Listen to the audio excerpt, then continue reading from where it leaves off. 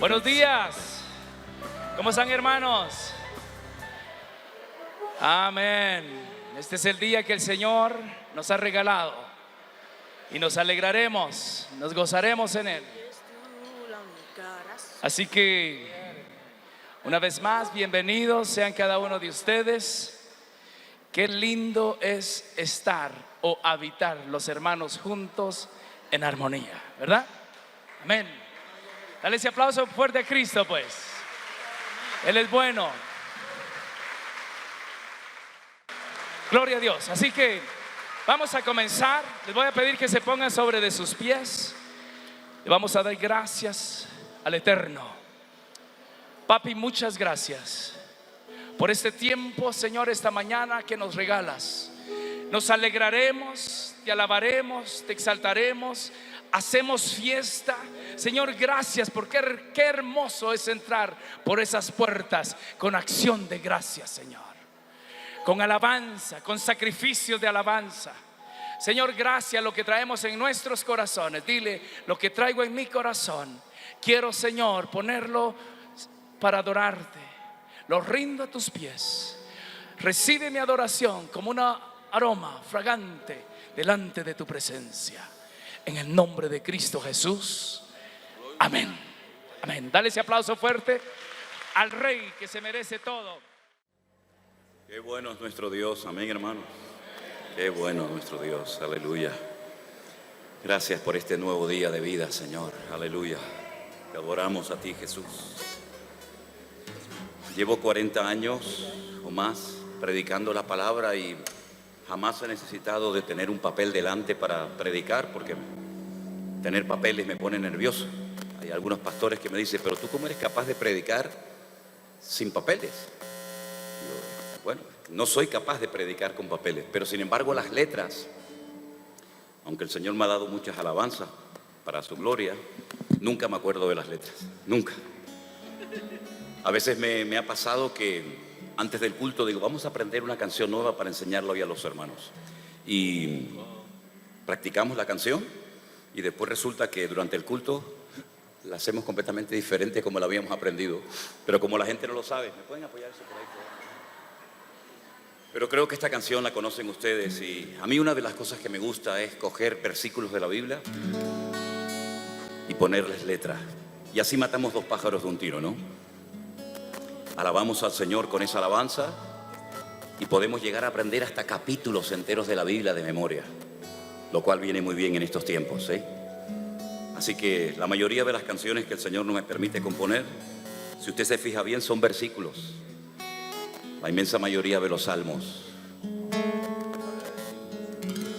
Levantamos nuestras voces en genuina adoración. Nos gozamos hoy aquí, adorando a nuestro Dios. Bendeciré tu nombre eternamente y para siempre. De suprema alabanza eres digno, mi Señor. Una vez más, levantamos nuestras voces. Amén. En genuina adoración. Nos gozamos hoy aquí, adorando nuestro Dios. Bendeciré tu nombre eternamente y para siempre. De suprema alabanza eres digno, mi Señor. Roca mía y salvación.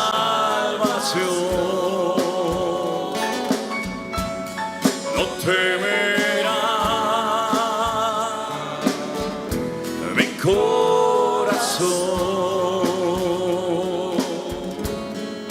Yo estaré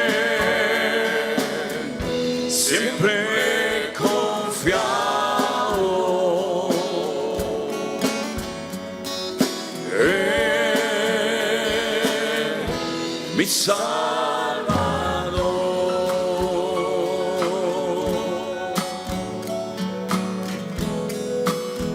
Aleluya, te alabamos, Señor. Toda la gloria a ti, Jesús. Qué bueno es alabarte, Señor. Qué bueno es alabarte y anunciar por la mañana tu misericordia y tu fidelidad. Tú eres mi fortaleza en medio de la angustia. Tú eres mi pronto auxilio en la tribulación. Roca, roca mía, mi salvación. No temerá mi corazón. Yo estaré siempre confiado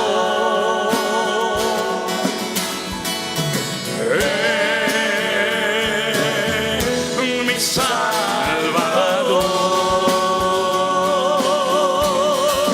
Rogaré a mi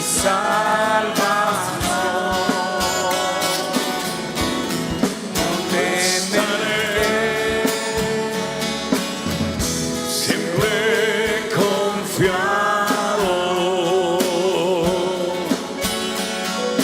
en mi Salvador. Levanta tus manos y alaba al Señor en esta mañana. Dile: tú eres mi roca mía, Señor. Tú eres mi salvación, tú eres mi roca. A ti te alabamos, Señor. Tú eres signo de alabanza. Tú eres signo de alabanza, Señor. Sí, Señor, tú eres el Rey. Amén, amén. Oh, sí, Señor, te alabamos.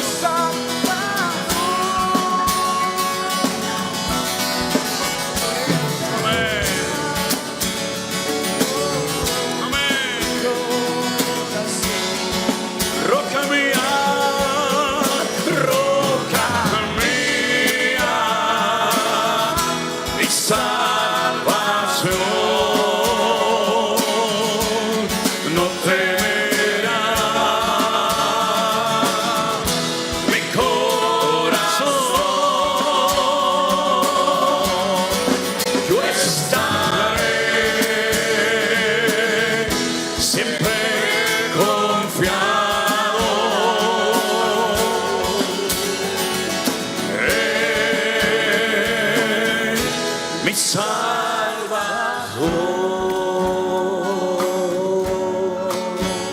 Dele ese fuerte aplauso al Señor.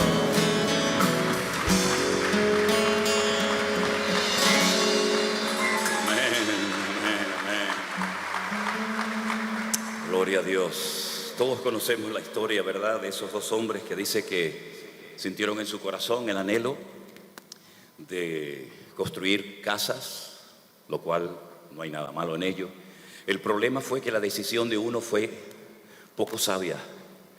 La Biblia dice que por querer avanzar, por querer terminar la casa cuanto antes, la Biblia dice que comenzó a construir sobre la arena. Y todos sabemos lo que pasa cuando construimos sobre la arena, ¿no? Durante un tiempo todo funcionó hasta que comenzó a dar el viento, la lluvia, los ríos, el agua. Y dice que la casa se desmoronó y fue grande su ruina. Por el contrario, su vecino construyó también otra casa, pero sobre una roca, un fundamento lo suficientemente sólido para aguantar la tormenta. Y aquí hay un reflejo de lo que puede ser tu vida.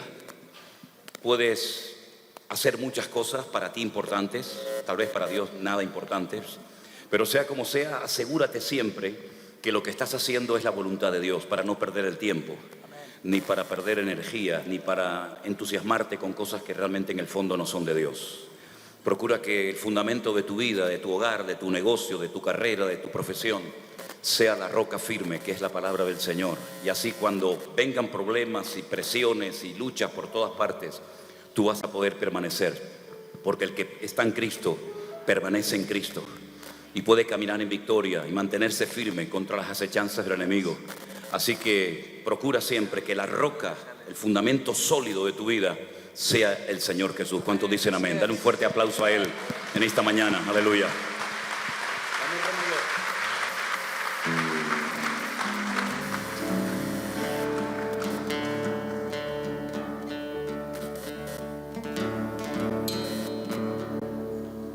Tengo que desafinar la guitarra para cantar esta canción. Generalmente la gente la afina. Yo la tengo que desafinar para que suene así. Tu palabra alimenta mi alma. Tu palabra alumbra mi camino. Tu palabra guía mis pasos de noche y de día. Tu palabra convierte el alma. Tu palabra fortalece mi fe. Tu palabra me ha hecho libre, me da vida. Vamos todos. Tu palabra alimenta mi alma. Tu palabra alumbra mi camino. Tu palabra guía mis pasos de noche y de día. Tu palabra convierte el alma. Tu palabra fortalece mi fe. Tu palabra me ha hecho libre, me da vida. Qué hermosa es tu palabra, más dulce que la miel es tu palabra. Arriba. Qué hermosa es tu palabra, más dulce que la miel es tu palabra. Escucha. Tu palabra nunca pasará. Tu palabra es poderosa. Tu palabra llena mi vida cada día. Tu palabra me renueva. Tus promesas me bendicen. Tu espíritu me guía. La verdad. Vamos todos. Hermosa es tu palabra, más dulce que la miel, más dulce que la miel es tu palabra. Fuerte. Hermosa es tu palabra, más dulce que la miel es tu palabra.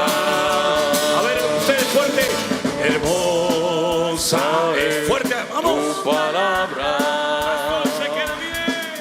Más dulce que la miel es tu palabra. Hermosa es tu palabra, Señor. Hermosa es tu palabra. Más dulce que la miel es tu palabra. Tu palabra alimenta mi alma. Tu palabra alumbra mi camino.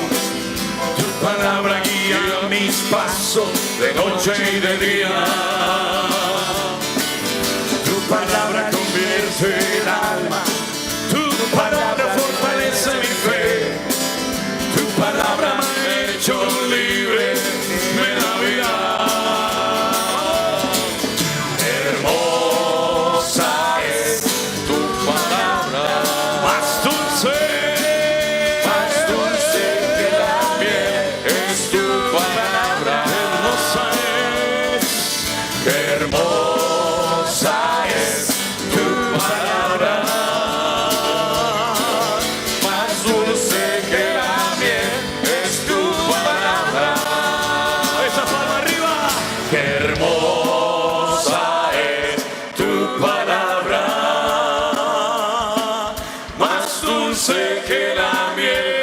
tu palabra. Hermosa es tu palabra. Más dulce que la miel es tu palabra. Una vez más, dilo conmigo. Hermosa es tu palabra.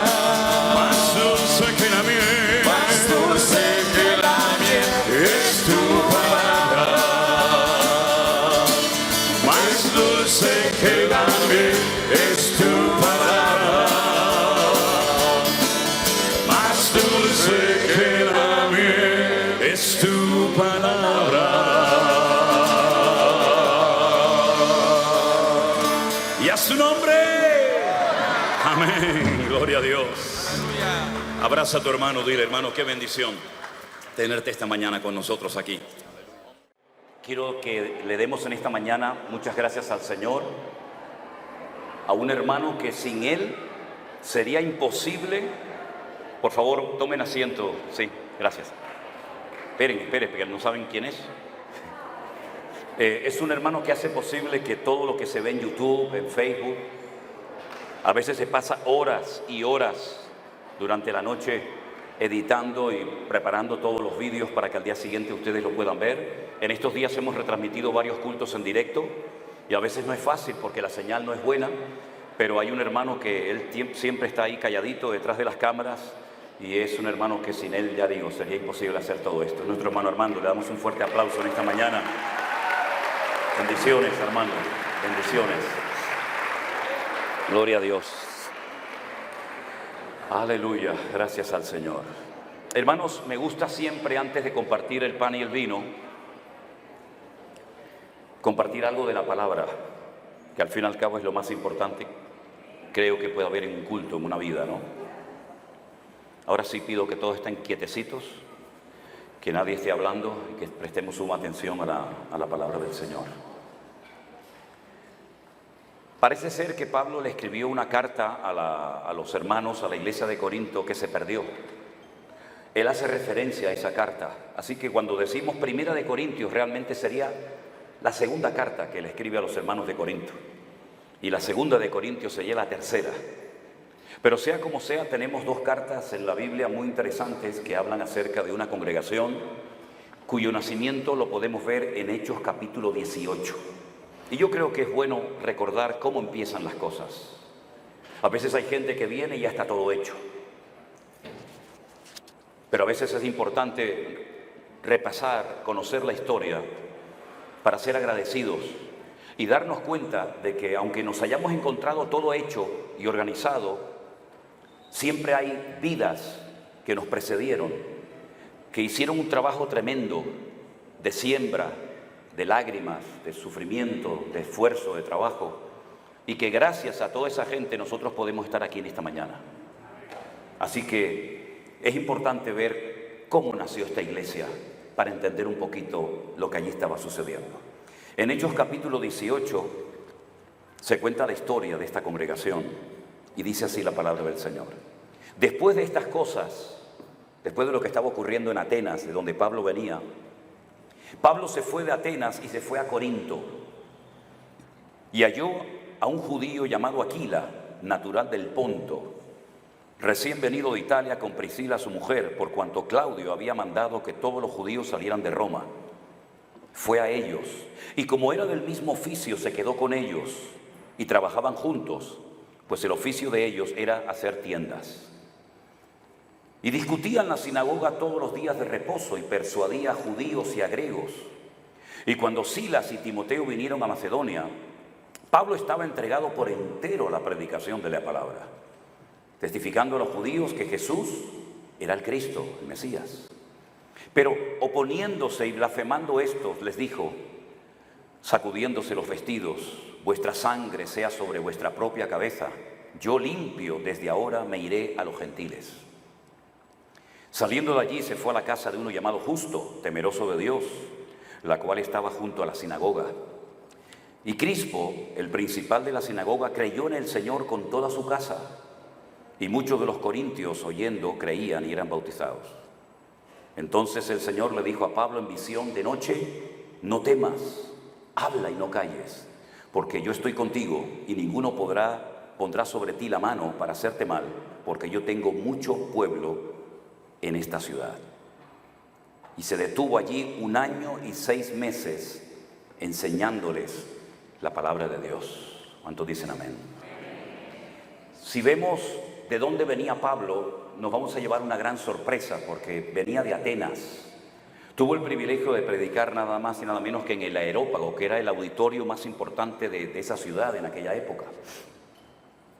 Sin embargo, lo curioso es que allí no fundó ninguna iglesia. Se convirtieron unos pocos. Y es que probablemente Pablo se equivocó.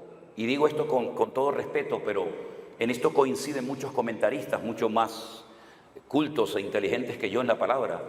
Pero Pablo utilizó el sistema de la dialéctica.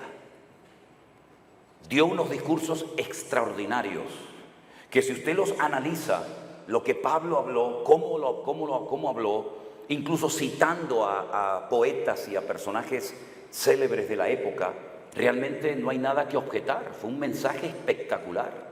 Hace un barrido, hace un recorrido a lo largo de la historia de cómo Dios fue obrando, manifestando su voluntad a lo largo de los tiempos. Pero la cruda realidad es que en Atenas Pablo no estableció una iglesia, una congregación. Cuando él baja a Corinto, después de, entre comillas, este fracaso ministerial, por decirlo de alguna manera, él dice: cuando yo estuve entre vosotros para anunciaros el testimonio de Dios, escuchen esto, no fui con excelencia de palabras o de sabiduría, pues me propuse no saber entre vosotros cosa alguna, sino a Jesucristo y a este crucificado. Y estuve entre vosotros con debilidad, con mucho temor y temblor, para que ni mi palabra ni mi predicación fue con palabras persuasivas de humana sabiduría, sino con demostración del Espíritu y de poder, para que vuestra fe no esté fundada en la sabiduría de los hombres, sino en el poder de Dios.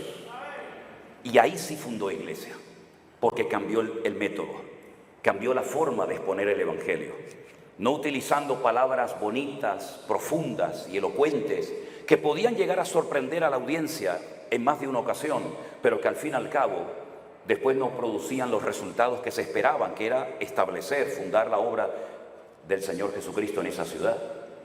Por lo tanto, el 1 año y medio que el apóstol Pablo estuvo en la ciudad de Corinto, por cierto, una provincia romana, una ciudad romana muy importante, sí logró establecer una iglesia, aunque no fue nada fácil, No fue nada fácil. Es muy bonito disfrutar de la cosecha, pero para tener cosecha hay que sembrar. Y a veces para reír, primeramente hay que llorar, ¿verdad? Y a veces para vivir, primeramente hay que morir. Y el apóstol Pablo se dio cuenta de que la iglesia de Corinto no iba a nacer así espontáneamente, fácilmente, sino que era un trabajo arduo, de constancia, de permanencia, de perseverancia. Porque la ciudad de Corinto era una ciudad tremendamente cosmopolita, donde venían gente de todo el mundo a vender y a comprar sus mercancías. Y como venían gente de todas las partes del mundo, cada uno se tenía que sentir cómodo en la ciudad. ¿Y cómo hacer cómoda la estancia de los extranjeros en Corinto? Pues abriendo templos por todas partes. Tenían templos a todos los dioses habidos y por haber de la época. Y así la gente iba a su propio templo y adoraban a sus dioses de la mitología griega o de la mitología romana. Y había incluso un templo que estaba en lo alto de una montaña que lo custodiaban 1000 prostitutas sagradas, 1000 mujeres que se dedicaban, que rindieron sus cuerpos, que se dedicaban a bajar todas las tardes a las plazas y a las calles de Corinto para captar a los hombres y llevarlos a ese templo de Afrodita. Y allí, pues ustedes imagínense todo lo que allí sucedía, ¿verdad? Y muchas de esas mujeres que se diferenciaban del resto de las mujeres de Corinto porque no tenían pelo, sino que tenían el pelo completamente rapado, muchas de esas mujeres se convirtieron al Evangelio. Pero el pelo no crece en una semana ni en 2, el pelo lleva años a veces, ¿verdad? Y entonces, para que nadie las avergonzara y para que los hombres que habían decidido casarse con esas mujeres y formar una familia no se sintieran observados ni presionados ni por la gente de la calle ni por la iglesia, a Pablo se le ocurrió una idea extraordinaria y fue decirles: a ustedes las mujeres se les dio el cabello en lugar del velo, pero como no tienen cabello porque se lo cortaron por el motivo que les acabo de explicar, cúbrase la cabeza para no avergonzar a sus maridos, ¿verdad? Y fue algo temporal que ayudó a restaurar vidas y a que nadie tuviera que recordarle a nadie el pasado, porque lamentablemente a veces hay gente muy cruel, incluso a veces en las congregaciones, que le recuerdan a la gente lo que fueron, lo que hicieron, lo que practicaron. Sin embargo, qué hermoso es saber que las cosas viejas pasaron y aquí todo es hecho nuevo, porque somos nuevas criaturas en Cristo Jesús, Señor nuestro. Aleluya, gloria a Dios. Y en Corinto Pablo se estableció 1 año y medio y nació una iglesia preciosa. Mire, de todas las iglesias que menciona el Nuevo Testamento, la iglesia de Corinto era diferente a todas por varios sentidos, por varios motivos. Primeramente porque era una iglesia a la cual Pablo llegó a amar mucho. Él tenía una inclinación, un amor por los hermanos de Corinto especial, y además se nota cuando él le habla a ellos. Incluso a veces cuando les escribe alguna carta, alguna epístola, él dice: bueno, las cartas pueden parecer muy duras, pero luego la presencia corporal como que aminora, ¿no? Baja el tono. Pero además era una iglesia que le habían dado mucha importancia a los dones del Espíritu Santo. Dicho sea de paso, los dones, los carismas del Espíritu Santo no han caducado. El Señor es el mismo ayer, hoy y por los siglos, y el Señor en ninguna parte de la Biblia nos dijo que cuando llegara un tiempo en la historia de la cristiandad o de la iglesia, los dones del Espíritu Santo desaparecerían. Bueno, eso es lo que algunos predican y creen. Pero la palabra del Señor nos enseña que todo lo que el Señor ha prometido para la iglesia del siglo I estaba en vigencia en el siglo II, en el IV, en el V y en nuestra época también. El Señor no ha menguado su poder ni su autoridad, sino más bien todo lo contrario. Yo creo que hay que potenciar todo lo que el Señor tiene para la iglesia y no vivir vidas raquíticas, mediocres o anoréxicas espiritualmente hablando, sino ir a por todas y anhelar todo lo que el Señor tiene para nuestras vidas. El problema no estaba en el uso de los dones, el problema estaba que las personas que se dejaban en un momento determinado usar por alguno de estos dones que aparecen en 1 de Corintios capítulo 12, su testimonio no coincidía con lo que hacían o con lo que decían. Y es ahí donde tiene que intervenir el apóstol Pablo, al ver que algo tan bonito se ha convertido en un circo, en un mal testimonio y en algo que está causando división interna a la congregación y un testimonio muy malo públicamente hablando. Pero fíjense que en el capítulo 1 Pablo dice: yo le doy gracias a Dios siempre por vosotros, por la gracia que Dios derramó sobre ustedes, porque en todas las cosas fuisteis enriquecidos, en toda palabra, en toda ciencia, así como el testimonio acerca de Cristo ha sido confirmado en vosotros, de tal manera, dice el verso 7, que nada os falta en ningún don, esperando la manifestación de nuestro Señor Jesucristo.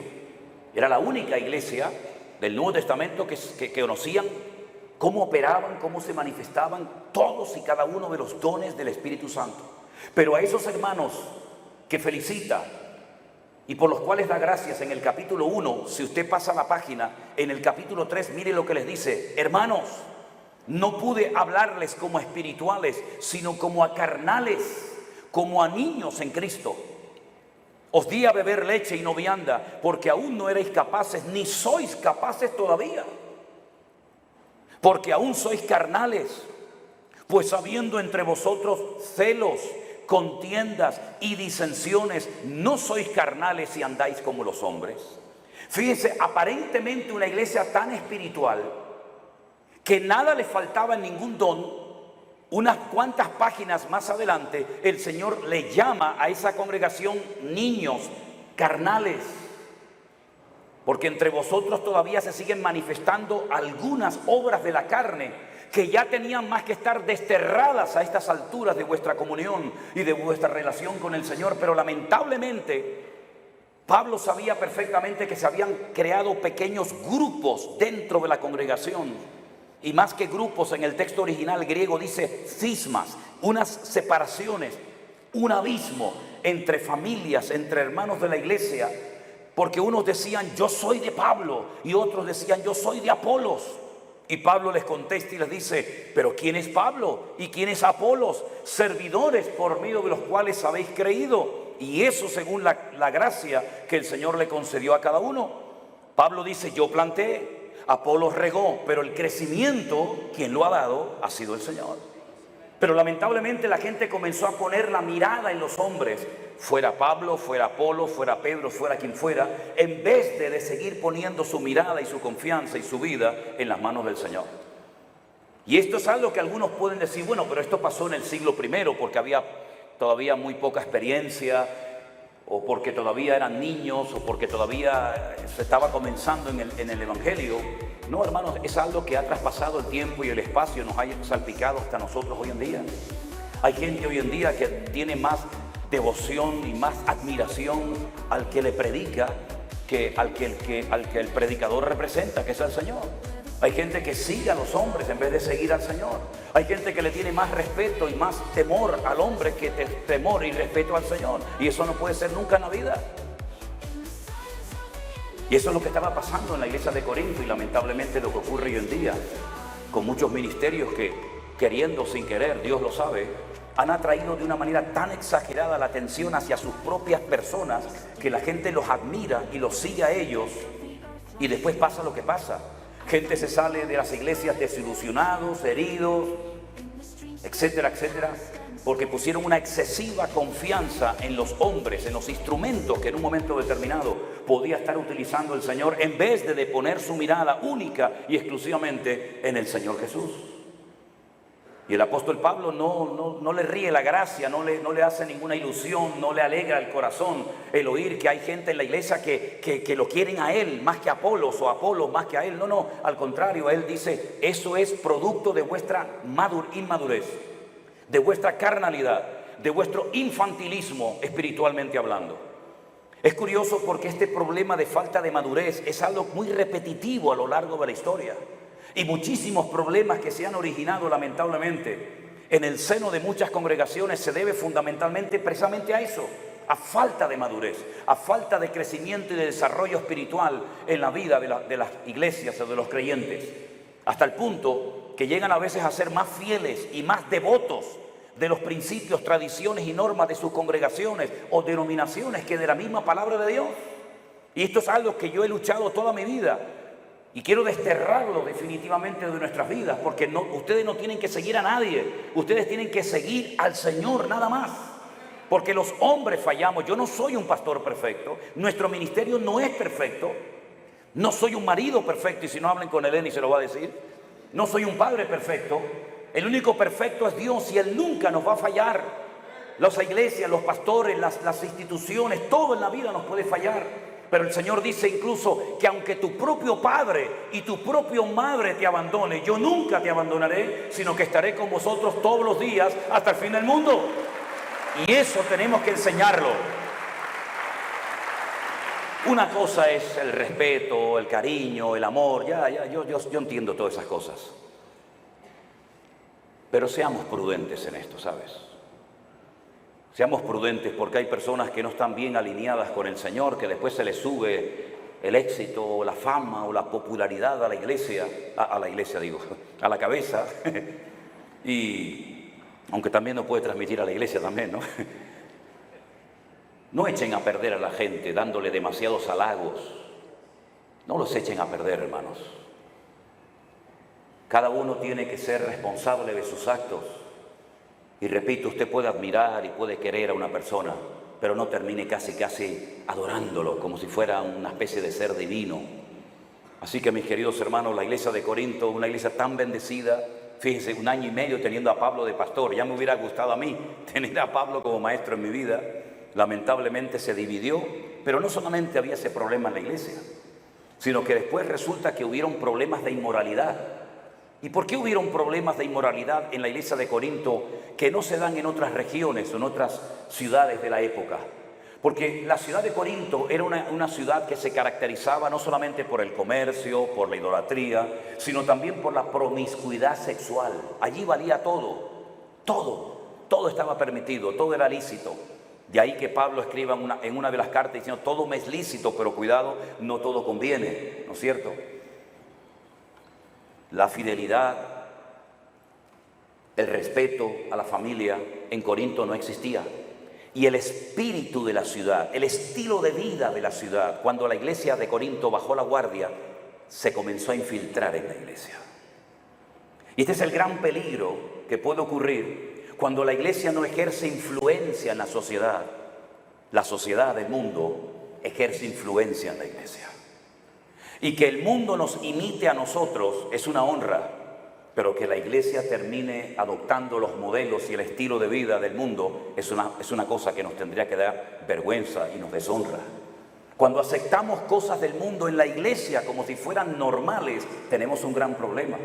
Porque hemos perdido el norte, hemos perdido la visión, hemos perdido la santidad, hemos perdido nuestra identidad como pueblo cristiano. Recuerdo que una vez en España se hizo un congreso y uno de los talleres que se ofrecía en ese congreso para jóvenes era taller de tatuajes cristianos. Y los muchachos hacían cola para ir a ponerse el típico versículo, yo soy de mi amado y mi amado es mío, Aní le dodí, y el Señor viene pronto, Maranata, Dios te bendiga, Dios es amor. Y salían tan contentos porque se habían tatuado su cuerpo con tatuajes cristianos. ¿Cómo que tatuajes cristianos? ¿Dónde viene esa vaina? No hay tatuajes cristianos, hermanos. Tatuajes son tatuajes y punto. Ahora, yo no estoy hablando en contra de la gente que tiene tatuajes. Si usted los tiene, pues ¿qué va a hacer? ¿Se va a cortar el brazo? ¿Qué va a hacer? Ahora, le digo también, nuestro pastor en Alicante tenía todo su cuerpo lleno de tatuajes y se los quitó todo y no le quedó ni la más mínima marca. Por lo tanto, quiero decirle que si en un momento determinado se los quiere quitar, lo puede hacer sin ningún problema. Yo no se los voy a pagar, los paga usted, pero se los puede quitar sin problema. Pero cuando aceptamos cosas normales para el mundo, como si fueran normales dentro del seno de la iglesia, tenemos un gravísimo problema. Cuando tenemos que imitar la forma de vestir, de hablar, de pensar, de caminar, de actuar, de comportarnos igual que los del mundo, hemos perdido nuestra identidad como pueblo de Dios. Usted no tiene que imitar absolutamente a nadie. Usted tiene solamente que imitar y seguir al Señor Jesucristo. Y por eso digo que cuando la iglesia no impacta en el mundo se mete dentro de la iglesia. ¿Qué es lo que ha ocurrido? No es lo que va a ocurrir, es que ya ha ocurrido. Por eso el apóstol Pablo le dice a los hermanos, ¿cómo es posible que ustedes tengan en la congregación semejantes modelos o ejemplos de inmoralidad y no hayan tomado medidas? Incluso él llega a decir que a una persona que estaba ahí cometiendo un pecado terrible, dice, expúlsenlo, échenlo de la iglesia un tiempo para ver si vuelve en sí, para ver si reacciona. Claro, hoy en día más de uno diría, pero este hombre no tiene amor. ¿Cómo vamos a echar de la iglesia a una persona? Pero cuando usted tiene un problema en su cuerpo, en su salud, le guste o no, usted tiene que entrar al quirófano. Yo he entrado 5 veces al quirófano porque no me ha quedado más remedio. Y cuando hay un problema de tipo espiritual en nuestras vidas, tenemos que extirparlo y tenemos que dejarnos tratar por la palabra de Dios. ¿O no dice la Biblia que la palabra de Dios es una espada? ¿Y una espada para qué es, hermano? ¿Para hacerle cosquilla en la espalda a su marido? Una espada es para cortar, y en este caso para cortar lo antibíblico, lo inmoral, para cortar el desorden, para cortar todo espíritu que sea contrario al espíritu cristiano, al espíritu de Cristo que mora en nosotros. Y Pablo dice, el tal sea entregado a Satanás. ¿Tú quieres vivir como un mundano? ¿Quieres comportarte como un hijo del diablo? Pues vete con el diablo. Porque en este lugar no vamos a permitir que la gente viva con cara de santo, con una simplemente apariencia, pero que sin embargo después sus vidas privadas son un auténtico desastre. ¿Saben lo que ocurría en Corinto? Que había lo que se llamaban los sofistas. La palabra sofista significa sabios. Y eran personas ambulantes que daban bonitos discursos. Y daban discursos y daban unos mensajes extraordinarios de cualquier tema que fuera por dinero. Y a esos sofistas, a esos predicadores ambulantes de mentiras, de cuentos, de tradiciones, etcétera, etcétera, pues no les importaba la conducta de sus oyentes o de sus discípulos, porque al fin y al cabo vivían del apoyo económico de estos. Sin embargo, el apóstol Pablo le está enseñando otro modelo de vida a la iglesia, diciéndole, mire, puede ser que se vayan personas de la iglesia y con esa huida o con esa marcha de esas personas, puede ser que baje a lo mejor las entradas económicas de la obra, pero la iglesia no es un banco ni es un negocio. ¿Y cuántas veces ha ocurrido que en iglesia no se le llama la atención a una persona porque da mucho dinero a la iglesia? Recuerdo una vez cuando tuve que llamarle la atención a una persona y su padre me cayó encima, bueno, como si hubiera cometido un crimen, y me dice, tienes que tener mucho cuidado cómo nos hablas, porque tienes que recordar que nosotros somos 5 y damos mucho dinero a la iglesia. Y yo le dije, mire amigo, le voy a decir una cosa, a partir de ahora tiene prohibida cualquier ofrenda, cualquier donativo a esta congregación. De hecho, le dije a los sugieres, cuando pasen por delante de esa familia, no le dejen dar nada de ofrenda, porque yo no me prostituyo ni me vendo por nadie. Si usted me está amenazando que yo no puedo predicar la palabra porque da dinero, se ha equivocado de persona, amigo. Y me dice, bueno, pues tiene que tener mucho cuidado, porque si nosotros nos vamos de la iglesia, yo creo que a los 3 meses como mucho tendrá que cerrarla. Y le dije, no me esté picando ni vaya por ese camino porque yo me conozco. Se fueron y la iglesia estuvo 10 años abierta sin ningún problema. Se fueron 5 un día y a los 2 días vinieron 7 personas de otra familia diferente. En otras palabras, queridos hermanos, nosotros no nos movemos por economía. ¿Ustedes saben cómo yo podría vivir económicamente con el cuento de la iglesia virtual? ¿Se imaginan ustedes las miles y miles de personas que tenemos por todas partes del mundo? Si yo fuera de otro tipo de persona, el tipo de vida de multimillonario que yo podría vivir. Pero nosotros no estamos aquí por dinero. Este señor que está aquí sentado, que él no lo va a decir, pero lo digo yo, este ha puesto dinero de su bolsillo para que este evento funcione. Y nosotros estamos dispuestos a pagar si hace falta para comprar o alquilar o rentar un lugar para predicar la palabra. Ya está bien de pensar que los pastores todo lo que hacemos en la vida lo hacemos por dinero. He recibido en estos últimos años, ni se imaginan la cantidad de invitaciones de montones de partes del mundo. Tengo invitaciones de medio mundo, hasta pastores de Australia me están invitando para que me vaya una temporada a vivir a Australia. Y muchos de ellos, cuando me escriben sus cartas y las tengo en casa, y algunos se las he enseñado, lo primero que me preguntan es, ¿cuáles son sus peticiones económicas? ¿Qué es lo que usted cobra? Oye, me da una rabia que me hagan esa pregunta. Pero yo creo que en el fondo me la hacen porque no me conocen. Porque una vez le dije a un pastor, digo, mire, le voy a decir lo siguiente, amigo. Usted no tiene dinero para pagarme a mí. Pastor, entonces usted cobra mucho. Digo, no es eso, no entiendes nada, mijo. Que este ministerio, la obra de Dios, no es por dinero, no es por ganancias deshonestas. ¿Cuántas ofrendas se recogen en nuestro congreso? Ni una generalmente. Salvo alguna excepción, por mayoría de los hermanos que han querido levantar una ofrenda para algo concreto. El apóstol Pablo probablemente podía haber dicho, no, déjenlo en la iglesia, porque si él se va, puede ser que se vayan otros hermanos y bajen las ofrendas de la iglesia. Pues que bajen. Algunos me han preguntado, ¿usted de qué vive? Y digo, yo de lo que dice la Biblia, el justo por la fe vivirá. Eso es lo que dice la palabra de Dios. Y Dios no falla, y Dios es fiel. Porque eso es lo que dice su palabra.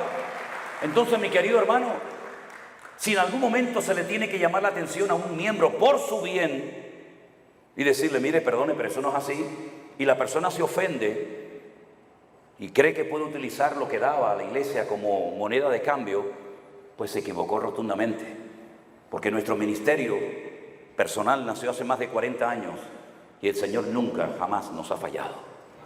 Hemos dormido en el suelo, en hoteles, en gasolineras, en aviones, de pie, sentados. Hemos comido bien, a veces no hemos comido, hemos pasado frío, hemos pasado de todo.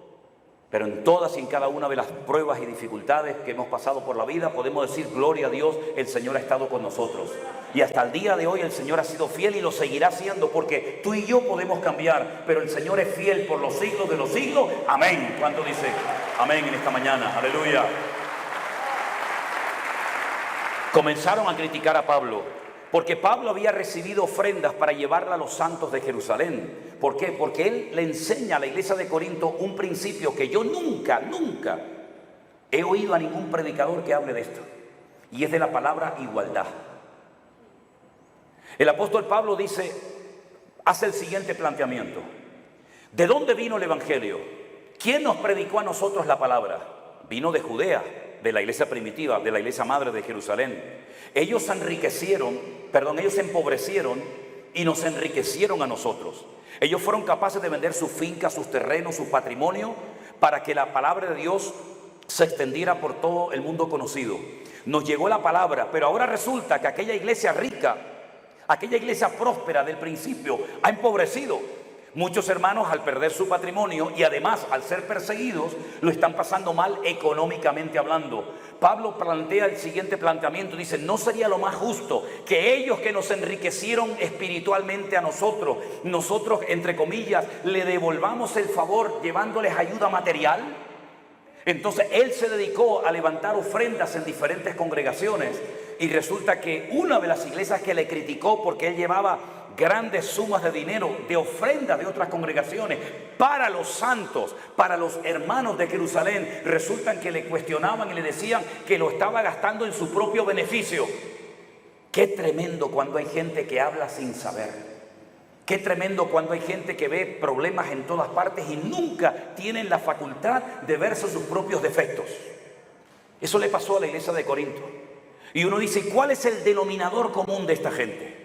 Porque oye, tenían dones, aparentemente eran muy espirituales, pero es que lo que estás contando es tremendo. A mí personalmente no me hubiera gustado ser miembro de esta iglesia, porque es una iglesia que la mires por donde la mire, hay problemas por todos lados, problemas de doctrina, problemas de amor, problemas de inmoralidad.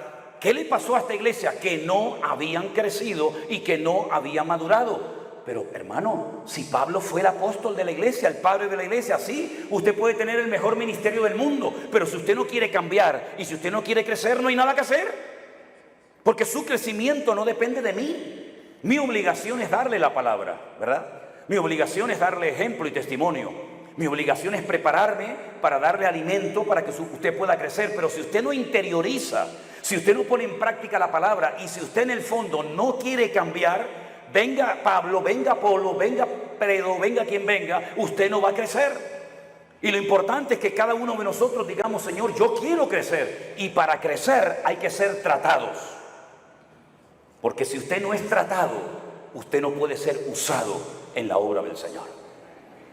Hay gente que tiene planes: yo quiero ayudar, yo quiero ir aquí, yo quiero hacer esto, sí, pero luego no le puede decir nada porque por todo se ofende.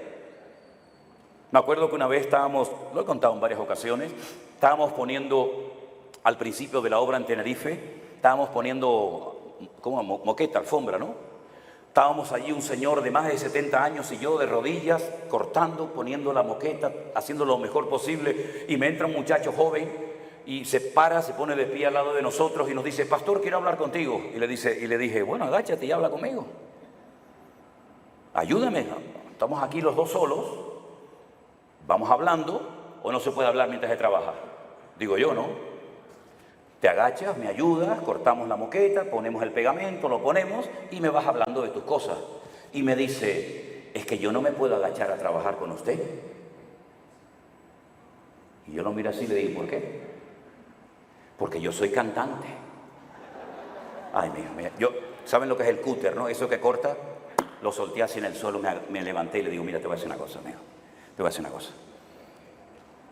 Tú eres cantante y no puedes trabajar. Hazme el favor de salir de aquí. Hazme el favor de salir de aquí, porque tú lo que eres es un vago y un cara dura. Aquí hay un señor de más de 70 años conmigo trabajando de las 5 de la mañana que llevamos aquí. No hemos desayunado, no hemos comido, capaz que no lleguemos hasta la noche a casa. Y tú me vienes con el cuento de que eres cantante y no puedes trabajar. Hazme el favor, mándate a mudar de aquí. Se fue. No sé si todavía está dando vueltas por ahí, no lo encontré nunca más. Pero cuánta gente con el cuento de que quieren servir al Señor. Saben, para mí esa palabra es sagrada. Tengan mucho cuidado los que dicen: yo quiero servir al Señor. Cuidado con lo que estás diciendo, porque servir al Señor es morir a ti mismo. Morir al Señor es romper tu agenda personal. Trabajar y servir al Señor es muy sagrado, porque no estás sirviendo para una empresa. Estás trabajando para la obra del Señor, y la obra del Señor es sagrada. Así que cuando digas: yo quiero servir al Señor, ¿a qué Señor y de qué forma quieres servir al Señor? ¿Estás dispuesto a dormir poco, a comer comidas que no te gustan? ¿A hacer de la incomodidad tu lugar de placer y de comodidad? ¿Estás dispuesto a ir más allá de lo que te gustaría? ¿Estás dispuesto a salir de tu tierra, a dejar tu negocio, tu familia, tus amigos? ¿Estás dispuesto a no ver nunca más lo que te gustaría ver? Eso es servir al Señor. ¿O qué querés? Que servir al Señor es hacer una carta así, esto sí, no, esto no me gusta, esto para el otro, sí, esto para mí. No, hermano, servir al Señor es decir, ya no vivo yo, mas vive Cristo en mí. Eso es servir al Señor. Y la iglesia de Corinto en ese sentido no habían madurado, ni habían crecido. Podríamos hablar horas, créame, podríamos, porque me sé de memoria todos los capítulos, las divisiones, los temas, pero quiero llevarles al último capítulo. Como ya estaban aburridos, porque no hay nada peor que un cristiano aburrido. Saben, para pecar hay que tener mucho tiempo libre. Por eso, si no quieres pecar, procura estar siempre ocupado. Si no quieres desanimarte, procura estar siempre activo en las cosas del Señor. Porque si no te vas a poner a pensar tonterías y a fijarte en los defectos de la gente, que seguramente los vas a encontrar. Pero como vieron que el apóstol Pablo se puso firme y les dijo lo que tenían que hacer, entonces después resulta que comenzaron a cuestionar la doctrina y dijeron, no, la resurrección de los muertos no existe, no se va a dar. Y Pablo tiene que escribir todo un capítulo monográfico, que es el capítulo 15 de la carta a los Corintios, donde él les habla acerca de que claro que va a haber una resurrección y el orden de esa resurrección y cuándo se va a producir, etcétera, etcétera. Porque eso había llegado a traer problemas en el matrimonio, divisiones internas. Hasta el punto que cuando llegaba el momento de participar del pan y del vino, habían perdido el respeto a la iglesia y al Señor, que dice la Biblia que algunos se llegaban a emborrachar en la iglesia. ¿Usted ha visto alguna vez eso en la iglesia? Gente que se emborracha en la iglesia, porque déjeme decirle algo, perdonen porque sé que alguna gente dice, ¡ay, lo que dijo el pastor! En la Biblia, cuando se habla de vino, es vino con alcohol. El vino sin alcohol, solamente se puede extraer el alcohol de dos maneras: por envasado al vacío o por un proceso químico que se le puede extraer el alcohol. Pero si usted pisa las uvas y las mete en una barrica, eso sí o sí, tarde o temprano, fermenta y eso tiene el vino incluido. Y cuando en la Biblia se habla de vino, no de Coca-Cola, ni de Pepsi-Cola, ni nada por el estilo. Y cuando el Señor multiplicó el agua en vino, era vino. Y si para usted es un problema, pues no lo tome, pero no diga tonterías diciendo que los discípulos no bebían vino, porque incluso en el día de Pentecostés llegaron a tomarlos por ebrios. Estos están ebrios y por eso están diciendo cosas que no entienden. No, Señor. Ahora bien, la Biblia nos enseña que lo que el Señor prohíbe era el abuso, las borracheras, el beber más de la cuenta. Y eso es lo que lamentablemente estaba ocurriendo en Corinto. La gente había perdido el respeto y el temor a Dios en la iglesia, hasta el punto que alguna gente se embriagaba el día que había Santa Cena, comunión, pacto, llámelo como quiera, es decir, el pan y el vino. Y Pablo tiene que intervenir y decir, no, hermanos, les voy a decir algo, y lo dijo Pablo muy claro: el motivo por el que en la iglesia hay gente que siempre está mal, que no levantan cabeza, que algunos siempre están enfermos, que otros están siempre débiles, incluso algunos han muerto, se debe a la falta de santidad y de respeto que ha desaparecido hace mucho tiempo de esa congregación. Ustedes tienen que probarse a sí mismos, examinarse a sí mismos y comprobar si realmente están en la fe y están viviendo vidas alineadas con el Señor, en orden y en obediencia con el Señor, o son simplemente cristianos como flores artificiales que parece que son reales y tienen vida, pero cuando te acercas están muertas, aunque son muy bonitas por fuera, no hay que regarlas, no tienen vida, son de plástico o de lo que sea. El apóstol Pablo confronta a la iglesia con su cruda realidad, porque sin una auténtica confrontación bíblica nunca habrá un cambio genuino en la vida de la iglesia. Y estamos viviendo en unos tiempos donde la iglesia no puede seguir más tiempo perdiendo el tiempo, valga la redundancia. La iglesia tiene que ser luz, la iglesia tiene que ser sal, la iglesia tiene que ser un ejemplo de orden, de familia, de amor, de respeto, de puntualidad, de colaboración. Todo eso lo tenemos que cultivar y enseñar a los jóvenes, a los niños, a los adolescentes, de tal manera que si usted toda la vida ha sido un orgulloso, eso tiene que matarlo y desaparecer en la iglesia. Porque la iglesia es como un taller, no donde se reparan autos, no donde se reparan máquinas, sino donde se restauran vidas. Y el Señor te ha traído a su cuerpo, a su iglesia, para cambiarte, para perfeccionarte, para ayudarte a crecer y que seas un canal de bendición y no un estorbo, ni una piedra de tropiezo, ni para ti ni para nadie. La iglesia de Corinto necesitó ser confrontada y hoy en día, como nunca antes, y lo digo con todo mi corazón, siento decirles que la iglesia del Señor ha pasado por una crisis tremenda. Primero, porque apartó su mirada del Señor y la puso en los hombres. Segundo, porque le dio importancia o demasiada importancia a otras cosas, como por ejemplo la música, y se produjo un desapego, un distanciamiento del texto bíblico, de la palabra del Señor.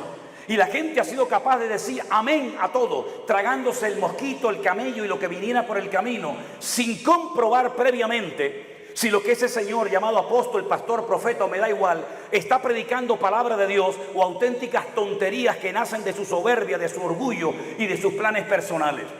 La iglesia tiene que ser confrontada y dejarnos ya de perder el tiempo en discusiones absurdas y ridículas, dejarnos de carnalidad, dejarnos de falta de madurez, de crecimiento y de desarrollo espiritual, porque Dios viene a buscar una iglesia sin manchas y sin arruga, santa, ordenada y comprometida con su palabra. Fuertes aplausos a nuestro Dios, mi hermano.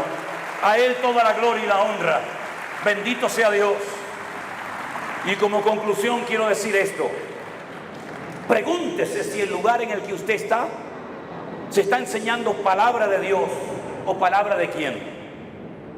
Pregúntese si realmente hay una sana doctrina o usted está perdiendo el tiempo.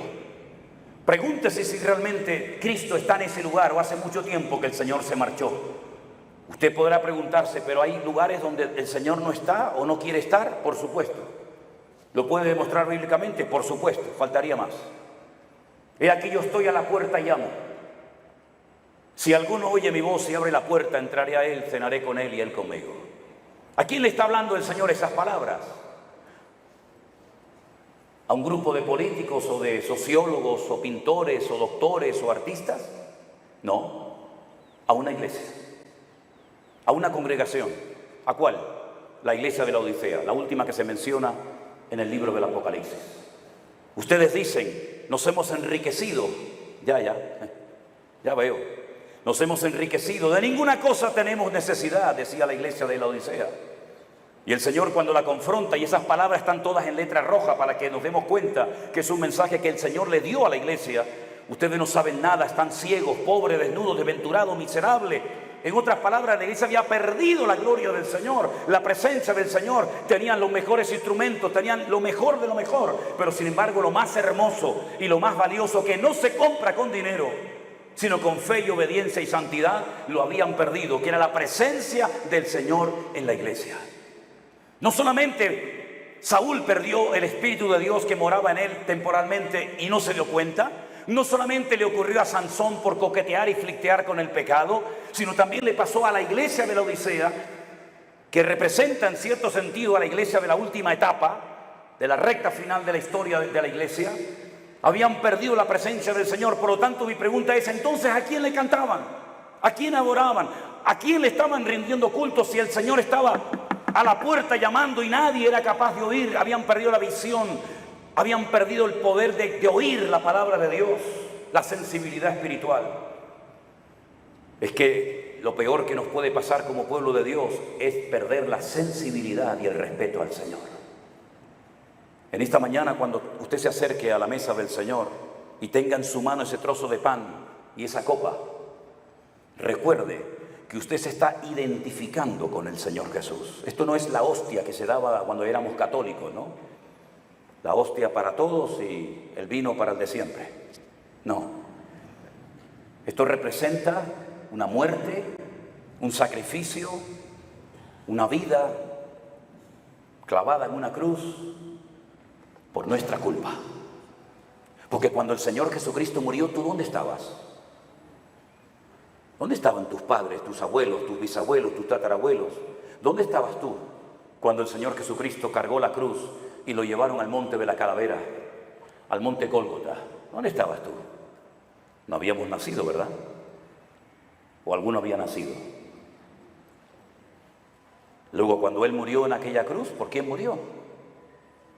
¿Por los que se habían muerto? ¿Por los que vivían en aquel momento? ¿O también por nosotros que íbamos a nacer siglos más tarde? Como el Señor sabía perfectamente que tú y yo necesitaríamos restauración y perdón de pecados, Porque el que mató a Cristo no fue Pilato, El que mató a Cristo no fue Anás ni Caifás.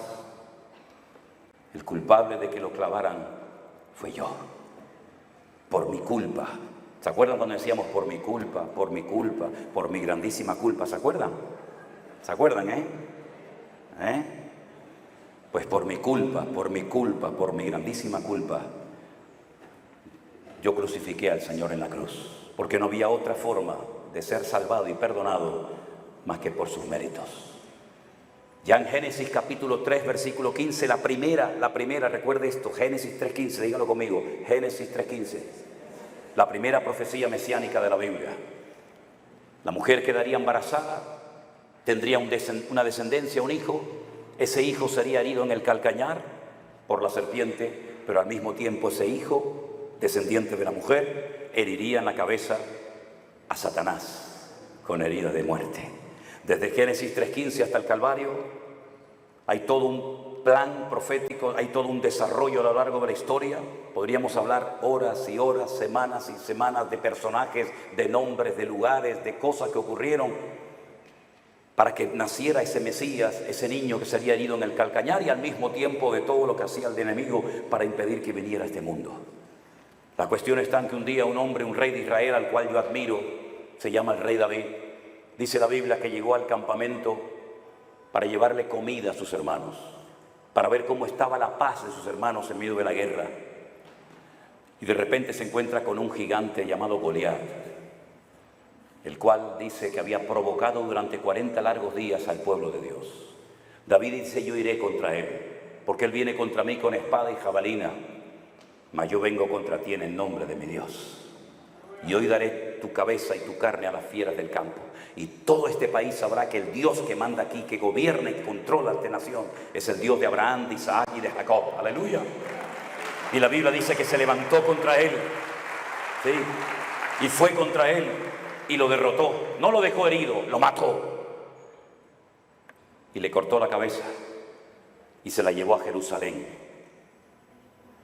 Y en Jerusalén subió a una montaña, que es el monte de la calavera, el monte Gólgota o el Calvario, donde siglos más tarde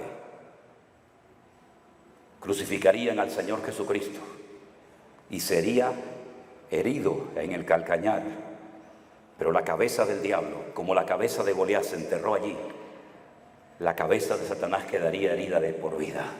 Y por eso podemos caminar hoy nosotros de victoria en victoria, de gloria en gloria y de triunfo en triunfo, porque mayor es el que está en nosotros que el que viene contra nosotros. Aleluya, gloria a Dios. Por eso soy cristiano, por eso sigo al Señor Jesucristo. No porque me hayan comido la cabeza 4 pastores o porque no tenga otra cosa que hacer en la vida, sino porque me gusta estar en el equipo de los vencedores y porque el Señor cambió mi vida. Y quiero que cerremos nuestros ojos en esta mañana y nos preparemos para este momento. Y los hermanos, si quieren, pueden ir pasando a repartir el pan, el vino.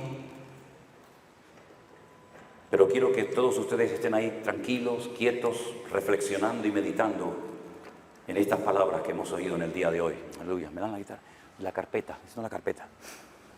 Aleluya. Gracias, Señor Jesús. Te adoramos, Señor. Gracias, Señor Jesús. Te adoramos, Señor. Bendito sea tu nombre, mi Señor Jesús. Aleluya. Gracias, Señor. Cuando vayan a la mesa, coja su pan, coja su vino, espérese, gracias. Espérese a que todos estemos servidos para poder participar juntos de la mesa del Señor. Gracias, Señor Jesús. Gracias.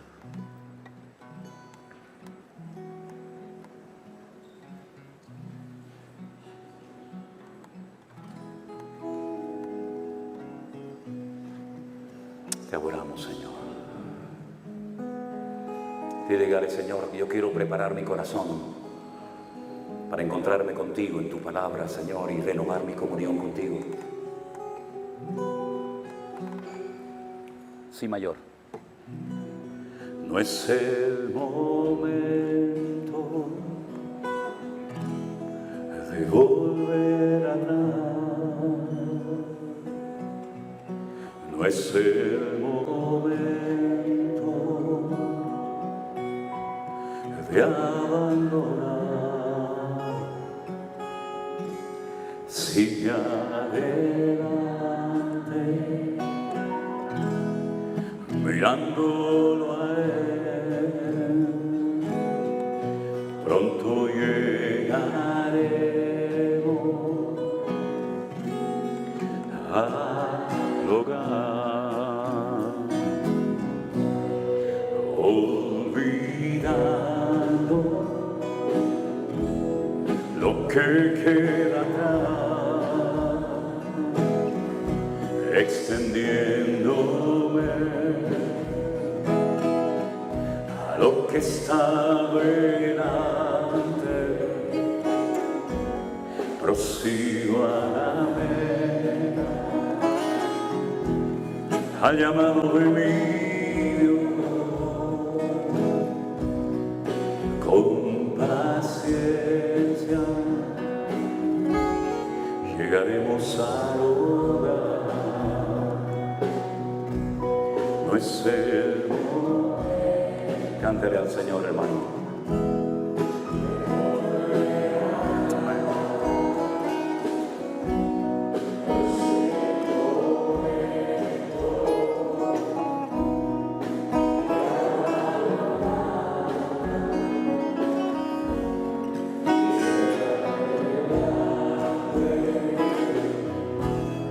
Aleluya.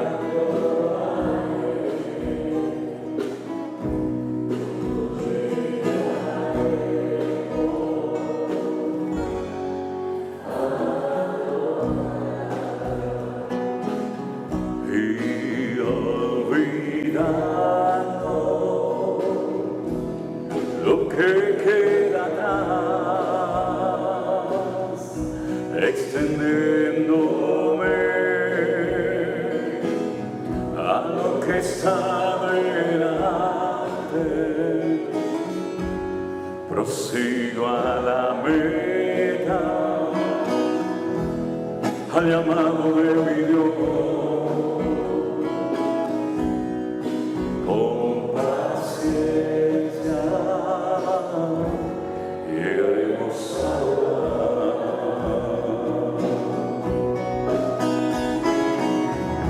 Díganme mil fuertes soy en Dios.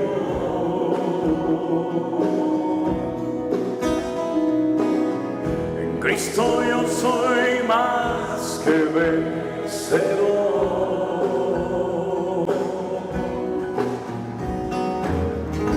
Él renueva hoy mi fuerza.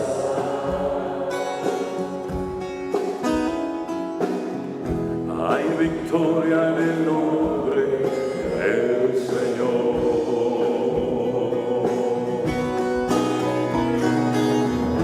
Díganme mil fuertes soy en Dios.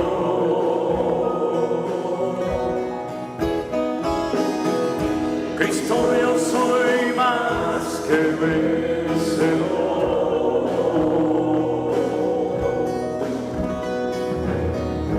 Él renueva hoy mi fuerza.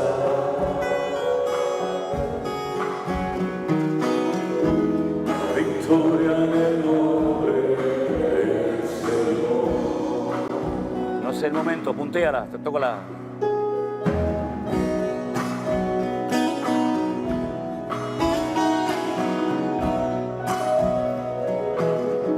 Aleluya.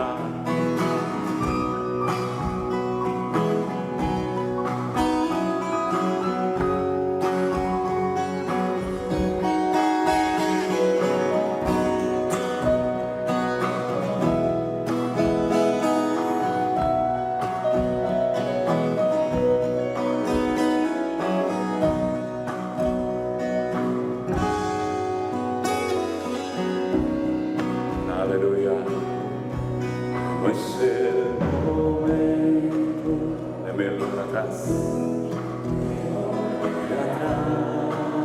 No es el momento, hermano,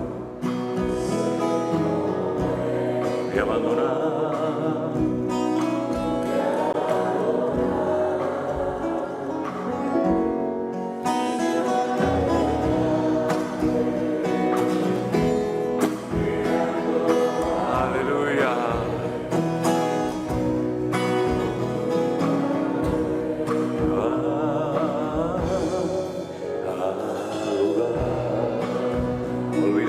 El pasado, olvidando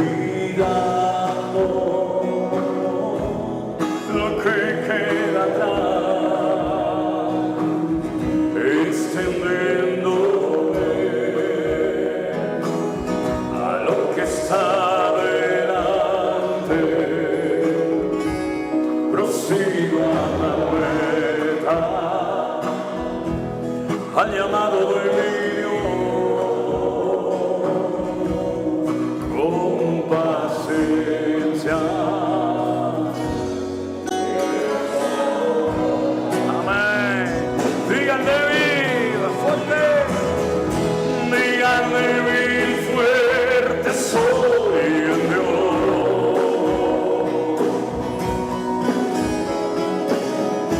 Cristo, yo soy más que vencedor.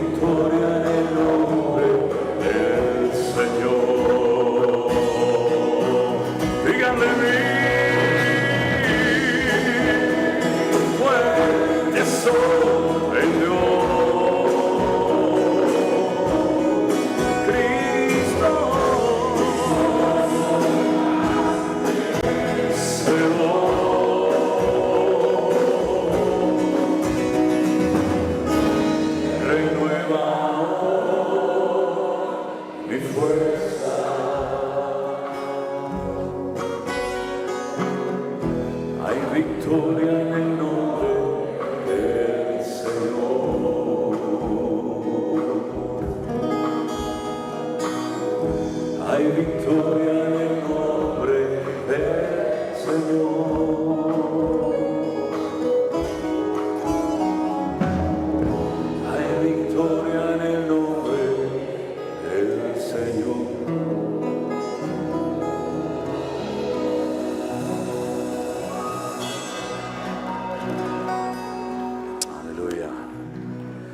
Vamos a ponernos de pie todos en esta mañana, por favor, hermanos. Aleluya. Sigue, sigue.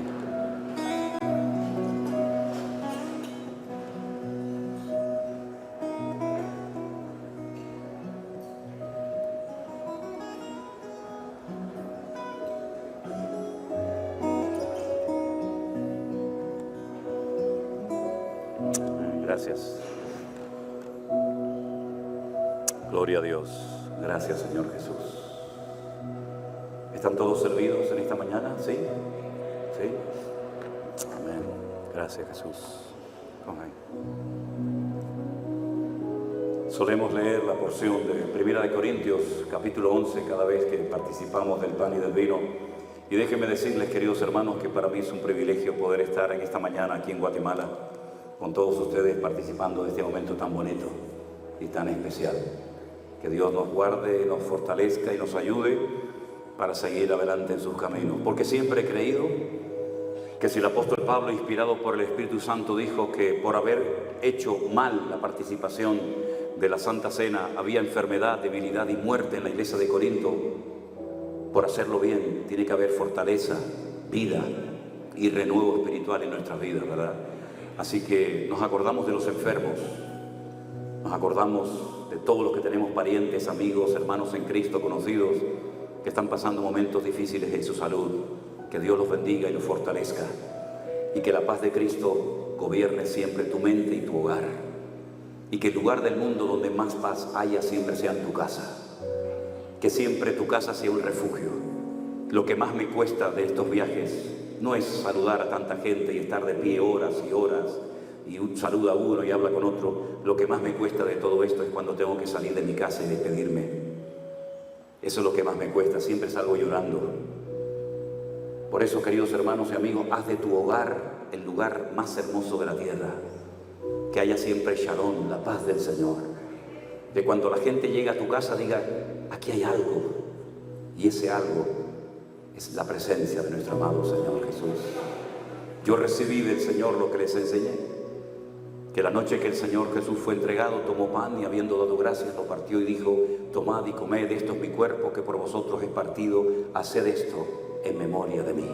Participamos juntos del pan, queridos hermanos. Aleluya. Gracias, Señor. Gracias, Señor.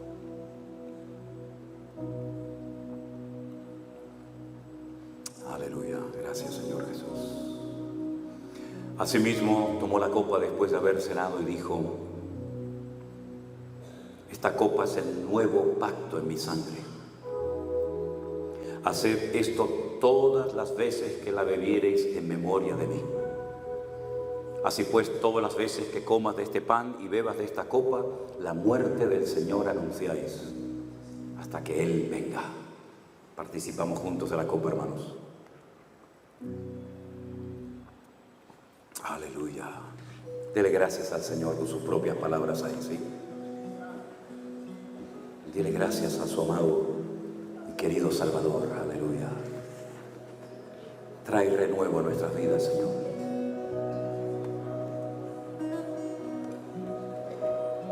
Oh, gracias, Señor. Gracias por tu amor. Y si quiere y lo siente así en su corazón, ahí alrededor de esa mesa, los hermanos que están contigo, oren juntos el uno por el otro. Aleluya. Abrace a su hermano, dígale, le amo, hermano querido. Vamos a mantenernos siempre juntos. Que el amor de Cristo reine en nuestros corazones. Invito a todos que vayan pasando lentamente a la plataforma en esta mañana. Adorar juntos al Señor.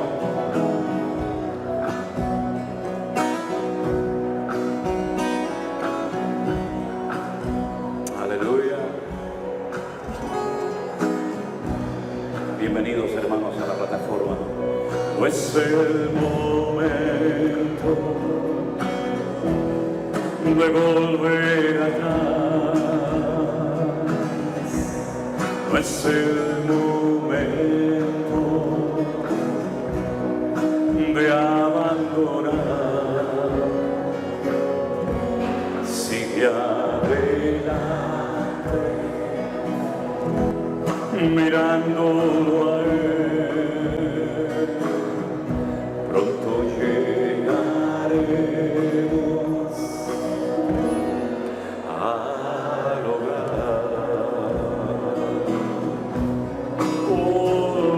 Olvidando lo que queda. ¡Sí, Señor! ¡Aleluya!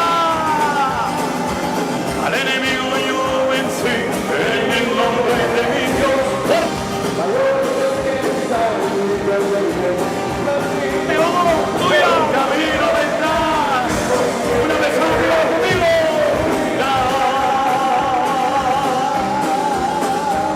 ¡Fuerte, vamos! Al enemigo yo vencí en el nombre de mi Dios. Mayor es el que está en mí que el que viene contra mí. Por el camino detrás, por siempre huirá. Fuerte arriba, huirá.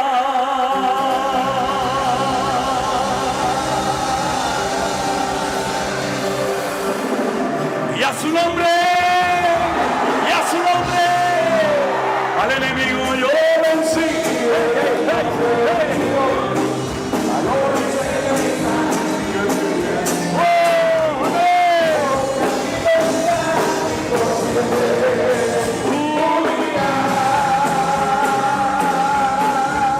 Amén, fuerte, al enemigo yo vencí en el nombre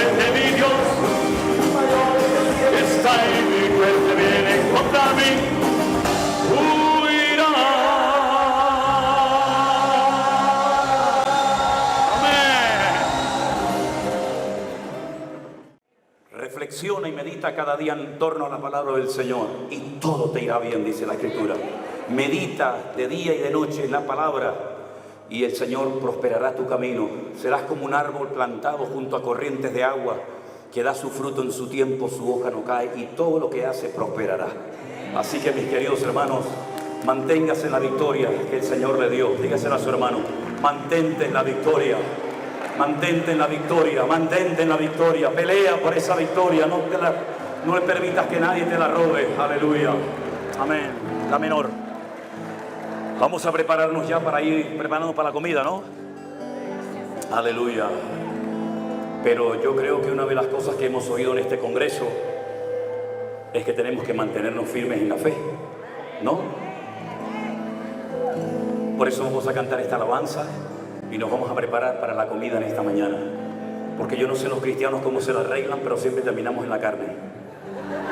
Estamos en el espíritu, pero en cuanto vemos la carne, ¡fum!, ahí sale corriendo todo el mundo, ¿no? Aleluya, aleluya. Mi shema, mi lo me faje, y está en una de ave, velando y extender ahora, me escucho pero tan vincular. Lo importante es no temer y mantener, vamos todos fuertes. Lo importante es no temer y mantener la fe, Dios. Y el que cree en el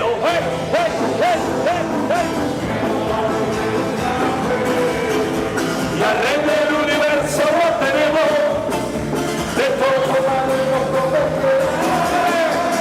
Lo importante es no temer y mantener la fe. No temer y mantener. Y el que cree en él no tiene miedo. Miedo va a perder nunca la fe.